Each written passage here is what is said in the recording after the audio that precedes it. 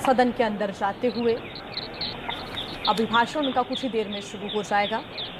राष्ट्रपति दोनों सदनों के संयुक्त अधिवेशन को सेंट्रल हॉल में संबोधित करेंगे और इसी संबोधन के साथ राष्ट्रपति के अभिभाषण बजट सत्र की शुरुआत हो जाएगी। कुछ देर पहले जब मीडिया से मुखातिब हुए प्रधानमंत्री, उन्होंने अपील की कि शांतिपूर्ण तरीके से कार्य हो सके और तमाम मुद्दों पर चर्चा हो सके। साथ ही अगर अधिवेशन की हम बात करें, इस संबोधन की बात करें, तो राष्ट्रपति के अभिभाषण में आमतौर पर सरकार की उपलब्धियों और भावी योजनाओं का ब्यौरा दिया जाता है। सत्र के पहले दिन यानी कि आज राष्ट्रपति अभिभाषण के बाद दोनों सदनों में आर्थिक सर्वेक्षण 2021-22 यहां पर पेश किया जाएगा, जिसमें देश के आर्थिक हालात का वृहद विवरण प्रस्तुत करने के साथ आर्थिक सामाजिक नीतियों और कार्यक्रमों की भविष्य की दिशा का संकेत दिखेगा। संसदीय प्रक्रिया का एक अहम हिस्सा राष्ट्रपति का अभिभाषण और संविधान के राष्ट्रपति का अभिभाषण हर साल संसद के प्रथम अधिवेशन के दिन होता है और दोनों सदनों को संयुक्त रूप से संबोधित करते हैं राष्ट्रपति। और इस भाषण के जरिए सरकार के काम करने के एजेंडा और देश को लेकर एक खाका सामने दिखाते हैं, सबके पेश करते हैं। अभिभाषण संसद के सेंट्रल हॉल में आयोजित किया जाता है। वहीं जा रहे हैं इस वक्त राष्ट्रपति रामनाथ कोविंद प्रधानमंत्री मोदी के साथ और यहाँ पर अभिभाषण अब से कुछ ही देर में शुरू हो जाएगा। लगभग 3 मिनट का समय बाकी है। केंद्रीय मंत्रिमंडल द्वारा तैयार किए हुए भाषण को राष्ट्रपति पढ़ते हैं और उसके बाद इस अभिभाषण पर चर्चा भी होती है। कहा जा रहा है कि अभिभाषण पर चर्चा शायद बुधवार को होगी, संभावना उसी की जताई जा रही है। लेकिन उससे पहले कल यानी मंगलवार के दिन वित्त मंत्री निर्मला सीतारमण बजट पेश करेंगी। तो इस वक्त तैयारियां पूरी हो चुकी हैं सेंट्रल हॉल में, जहां राष्ट्रपति का अभिभाषण अब से बस 2 मिनट के समय में शुरू होगा। पारंपरिक तरीके से राष्ट्रपति सेंट्रल हॉल पहुंचते हुए।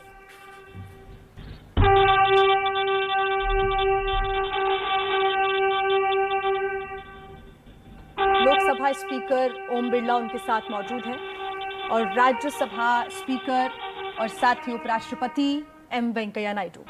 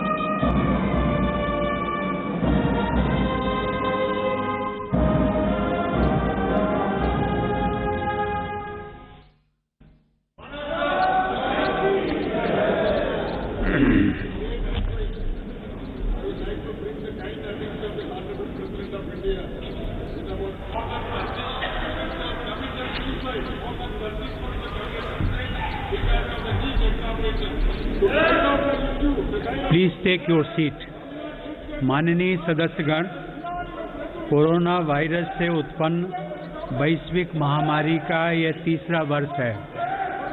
इस दौरान हमने भारत के लोगों की लोकतांत्रिक मूल्यों में अगाध आस्था, अनुशासन और कर्तव्यपरायणता को और मजबूत होते देखा है।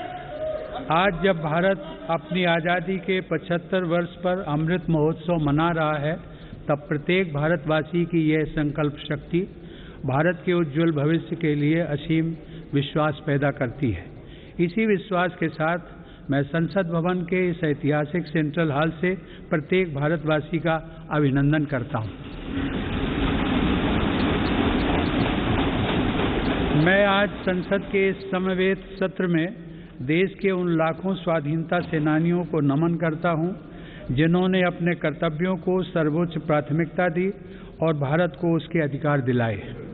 आज़ादी के इन 75 वर्षों में देश की विकास यात्रा में अपना योगदान देने वाले सभी महानुभावों का भी मैं श्रद्धापूर्वक स्मरण करता हूं। अमृत महोत्सव के इस कालखंड में देश की महान विभूतियों से जुड़े विशेष अवसर भी सभी देशवासियों को प्रेरणा दे रहे हैं। गुरु तेग बहादुर जी का 400वां प्रकाश वर्ष पर्व, श्री अरविंदो की 150वीं जन्म जयंती, V.O. चिदम्बरम पिल्लई का 150वां जन्म वर्ष और नेताजी सुभाष चंद्र बोस की 125वीं जन्म जयंती जैसे पुण्य अवसरों को मेरी सरकार पूरी भव्यता के साथ मना रही है। सरकार ने इस वर्ष से गणतंत्र दिवस समारोह को नेताजी की जयंती पर 23 जनवरी से ही मनाने की शुरुआत की है।